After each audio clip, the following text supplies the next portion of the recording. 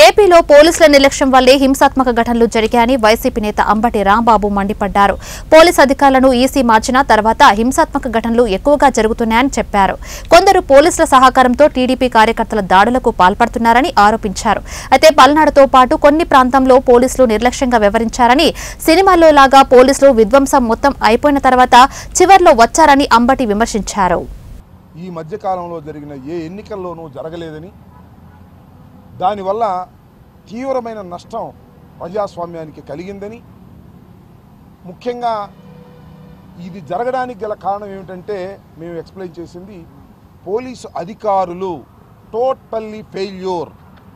ఆంధ్ర రాష్ట్రంలో ఎన్నికల నిర్వహణలో పోలీసులు కంప్లీట్గా ఫెయిల్ అయ్యారు. లా అండ్ ఆర్డర్ కంప్లీట్గా పోయింది. ఇష్టానుసారంగా బూతుల దగ్గర వ్యవహరించే పరిస్థితి వచ్చింది. ప్రజాస్వామ్యంలో ఇలాంటి దుస్థితి రావడం అనేది చాలా అరుదైనటువంటి సంఘటనలుగా నేను భావిస్తున్నాం మేమందరం కూడా. అదే విషయాన్ని ఆయనకి చెప్పడం జరిగింది. ఇక్కడ ఇంకొకటి వ్యాలిడ్ పాయింట్ ఏంటంటే, పోలీసు ఫెయిల్యూర్ అయ్యిందా లేక పోలీస్ వ్యవస్థలో కొంతమంది తెలుగుదేశంతో కొల్లుడయ్యారా అనేది మాకు అర్థం కానటువంటి అంశం. దాని మీద విచారణ జరపవలసిందిగా కూడా కోరాం. ఎక్కడైతే మాకు బాగా బలంగా ఓట్లు పడతాయి అనుకుంటారో అక్కడ పోలీస్ బందోబస్తు ఎక్కువ పెట్టారు.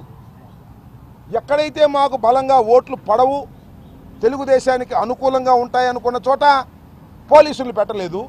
అందువలన మా దగ్గర ఏమో వారు రౌడీజం చేయడానికి వీలు లేకోకుండా పోలీసులు పెట్టారు, సంతోషమే. కానీ ఆ బూతుల్లో రౌడీజం జరుగుతూ ఉంటే పోలీసులు మాత్రం ఒకళ్ళో ఇద్దరో ఉండి చూస్తూ ఊరుకున్నటువంటి సంఘటనలు మనం చూసాం, మేము ప్రత్యక్షంగా చూసాం.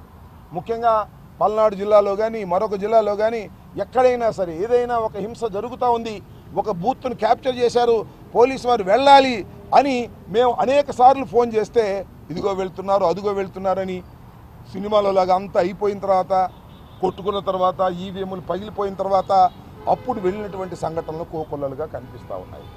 చిత్రం ఏంటంటే, మొన్న సడన్గా నేను ఎన్నికల రోజు నాకు ఫోన్ చేసి మిమ్మల్ని అరెస్ట్ చేయమన్నారండి, హౌస్ అరెస్టు, తిరగడానికి వీలు లేదు అన్నారు.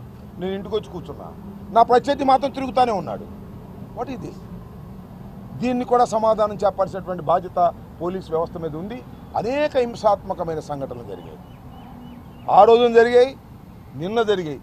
మా పల్నాడులో ఫైర్ ఓపెన్ చేశారు నిన్న, పోలింగ్ అయిపోయిన తర్వాత జరిగినటువంటి రోజున. మళ్ళీ ఇవాళ అరెస్టులు చేస్తున్నారు. చాలా చిత్రంగా అనిపించింది నాకు. ఇవాళ కొంతమంది నాయకుల్ని అరెస్ట్ చేస్తున్నారు. ఎందుకంటే ప్రివెన్షన్ అంట, అంటే నేరాలు జరగకోకుండా ఆపటం కోసం. అది పెళ్ళంతా అయిపోయిన తర్వాత బాధ్యాలు మోయించినట్టుగా ఎన్నికల సమయం అయిపోయింది, వైలెన్స్ తగ్గాలనేటువంటి ప్రయత్నంలో ఉంది వాతావరణం. ఇవాళ అరెస్టులు చేసేటటువంటి ప్రయత్నం చేస్తున్నారు, ఇవాళ యాక్షన్ చేస్తున్నారు. మొన్నటిదాకానేమో కన్ఫ్యూజన్, ఇవాళ యాక్షన్. ఈ విధంగా చేస్తున్నారు. చాలా దురదృష్టకరమైనటువంటి పరిణామాలు ఇవాళ ఆంధ్ర రాష్ట్రంలో చోటు చేసుకోవడం చాలా బాధ కలిగించింది. అదే డీజీపీ గారికి కూడా చెప్పడం జరిగింది. మాకున్నటువంటి అవగాహన మేరకు ఎలక్షన్ కమిషన్ చాలామంది అధికారులు మార్చారు. ఐపీఎస్ అధికారులు మార్చారు, ఐఏఎస్ అధికారులు మార్చారు, కలెక్టర్లు మార్చారు, ఎస్పీని మార్చారు, డీజీపీని మార్చారు, ఇంకా పోలీస్ అధికారులు చాలా మార్చారు. They have they right.